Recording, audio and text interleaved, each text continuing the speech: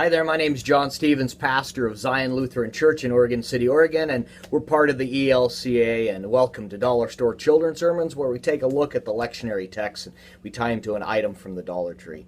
Now, this is for the third Sunday of Advent and for the Revised Common Lectionary, and we're looking at Zephaniah chapter 3. And actually, out of all of that, just a phrase in Zephaniah that says, God is in our midst, or God is here. And I like this idea of talking about that as we are gathered, we don't gather by ourselves, we gather with God. God and Jesus is in the midst as the Spirit works within us and around us, and bread and wine, in with and under the bread, all that good Lutherans, Martin Luther's in with and under, and all kinds of stuff. So, but the idea that God is in our midst, and so the item I'm using is actually a scented candle from the Dollar Tree.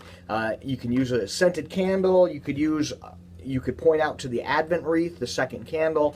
You can use some type of something that has an aroma, that has a nice smell to it. And the idea is that when you walk in, and I'm going to talk about when my mom used to bake cookies, or I'd bake cookies, and someone walks in and they can smell that smell. They know that something is happening.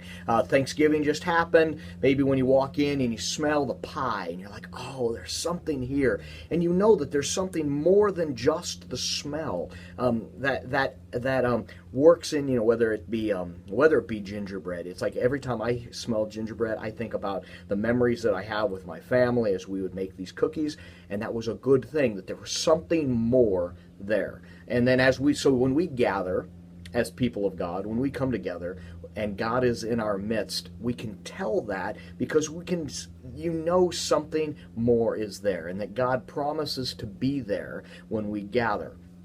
It's a great thing. And so that's where I'm going with on this. Zephaniah, God is in our midst. And so you could tie it into the Advent as we wait for the celebration of the Christ child. We wait knowing that Christ is already here. It's a good thing. So anyway, that's where I'm going. I like it, as you can probably tell. And so I hope it's a springboard for your own thinking, that you could use it. And as always, thanks for stopping by, and I hope you have a blessed week.